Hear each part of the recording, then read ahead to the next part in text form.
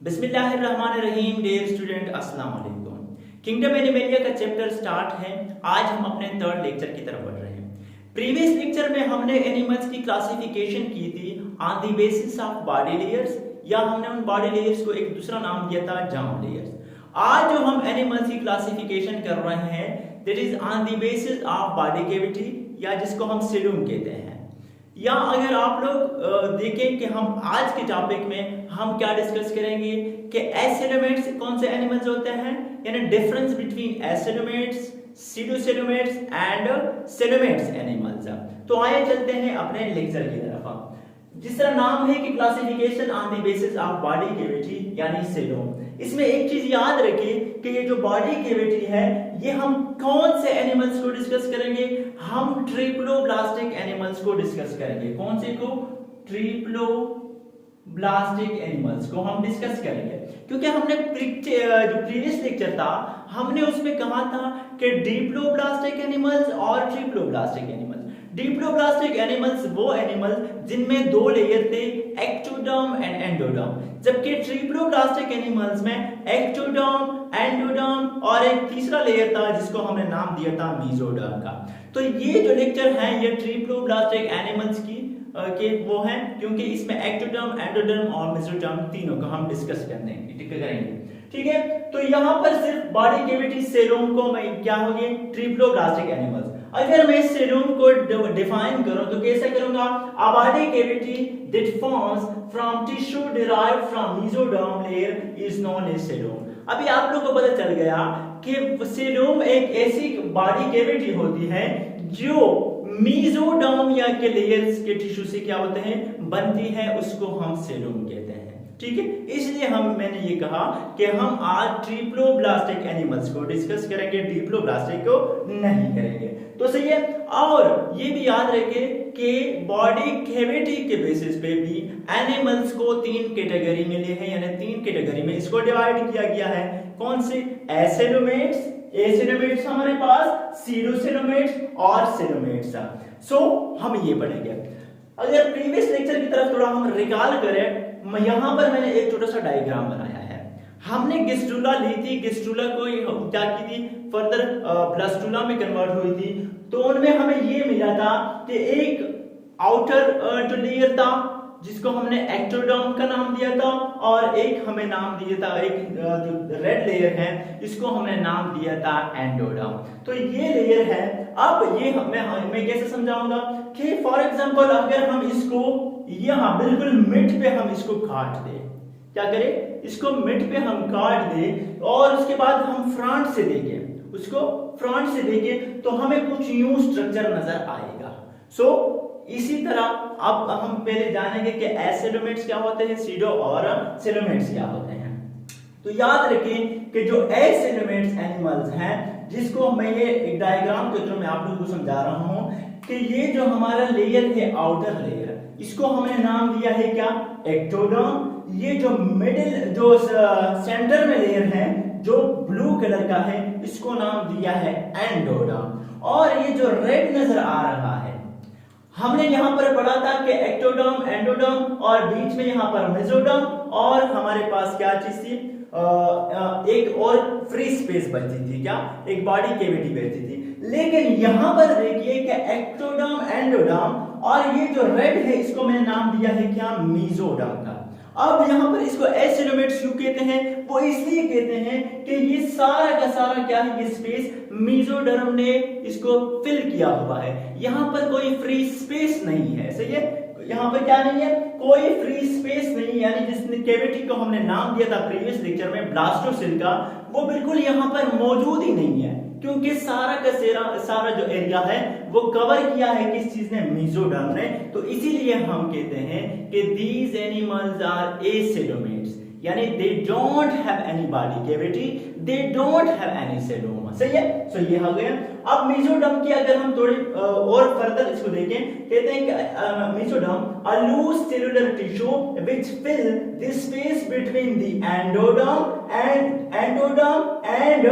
mesoderm। सही है। कॉल्ड मेसेनकाइमा या पैरेन्काइमा। सही है। अब ये जो लेयर है इनके बीच क्या होती है? जो एक लेयर बनती है उसको हम क्या कहते हैं, मेसेनकाइमा या पैरेन्काइमा, ये इनके बीच होता है।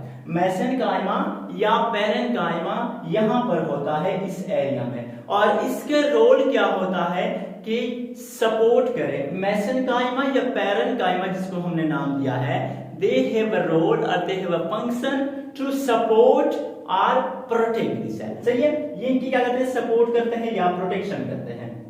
और साथ साथ में ये याद रखिए कि फाइलम प्लेटीहेलमिन्थेसिस के जितने भी एनिमल्स हैं वो कौन से कैटेगरी में आते हैं, वो एसेलोमेट्स में आते हैं, यानी they don't have any body cavity, they don't have any coelom. सही है। और अगर हम एग्जांपल देंगे एसेलोमेट्स की, तो प्लेनेरिया हमारे पास एग्जांपल है एसेलोमेट्स की। चलते हैं नेक्स्ट की तरफ, सीडोसेलोमेट्स की तरफ, या जिसको हम हेमोसेल भी कहते हैं। अब यहाँ पर मैंने फिर ये ब्लैक जो नजर आ रहा है ये हमारे पास है एक्टोडर्म, ये जो बीच में हमारे पास है सेंटर में है ये हमारे पास एंडोडर्म है, और ये जो रेड शो हो रहा है ये हमारे पास मेसोडर्म है। ठीक है, तो अब इनके बीच देखो, मेसोडर्म और एंडोडर्म के बीच एक पूरा का पूरा क्या है, एक बॉडी कैविटी है, एक स्पेस है। लेकिन याद रखिए कि ये ट्रू बॉडी कैविटी नहीं है, ट्रू बॉडी कैविटी यानी ट्रू सेलोम नहीं है, इसलिए हम इसको कहते हैं सीडोसेलोमेट्स या हेमोसेल। वो कैसे ट्रू बॉडी कैविटी नहीं है वो फिर मैं आगे समझाऊंगा। और अगर इसकी हम एग्जांपल देखें तो सीडोसेलोमेट्स के राउंड वार्म, यानी अगर मैं इसको लिखूं कि ये फाइलम एसेलेमेंथेसिस के जितने भी एनिमल्स हैं वो कौन से में आते हैं, वो सीडोसेलोमेट्स में आते हैं। और एसेलोमेट्स का कौन सा फाइलम था, एसेलोमेट्स का हमारे पास प्लेटीहेलमिन्थेसिस।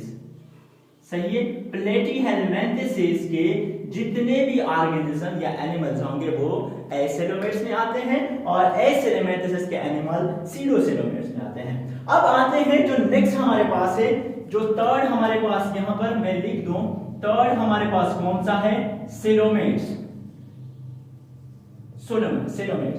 अब सेलोमेट्स की जो हम कैविटी देखें, सॉरी एनिमल्स देखें, तो ये ब्लैक हमारे पास एक्टोडर्म, ये सेंटर में जो है जो ब्लू नजर आ रहा है आप लोग को, ये हमारे पास एंडोडर्म, और ये जो रेड है ये हमारे पास मेसोडर्म है। अब यहां पर देखिए, ये एंडोडर्म के ऊपर भी हमारे पास मेसोडर्म की लेयर है, और साथ साथ में एक्टोडर्म के साथ भी अटैच है कौन सा लेयर, मेसोडर्म, जो रेड में आपको शो हो रहा है। ये देखो, ये रेड और ये रेड, ये क्या है हमारे पास, ये सारा का सारा मेसोडर्म है। और यहां पर देखिए, यहां पर सिर्फ फ्री स्पेस था, कोई एंडोडर्म के साथ मेसोडर्म की अटैचमेंट नहीं थी।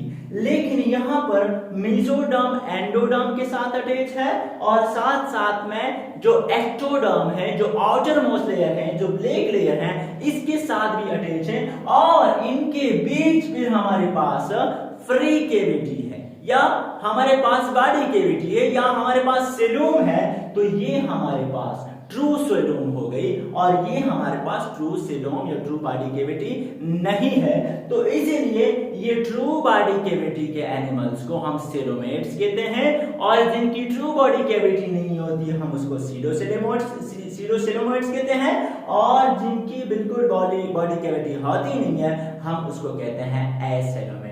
ठीक है, अगर हम इसकी एग्जांपल देके सेलोमेट्स के अगर हम एग्जांपल देके, तो हमारे पास जो अर्थवर्म है ये सेलोमेट्स के क्या हैं, ये एग्जांपल हैं। और याद रखें कि हमारे पास फाइलम, अगर कोई आप लोगों से पूछे कि फाइलम एनालिडा से लेकर फाइलम कॉर्डेट्स तक जितने भी एनिमल हैं उनकी बॉडी कैविटी ट्रू है, उनको क्या कहते हैं, सेलोमेट्स कहते हैं। सही है, तो उम्मीद है ये लेक्चर आप लोगों को क्लियर होगा। इंशाल्लाह नेक्स्ट लेक्चर में आप लोगों को कल मिलेंगे, तब तक के लिए मुझे अपनी दुआ में याद रखिए। अल्लाह।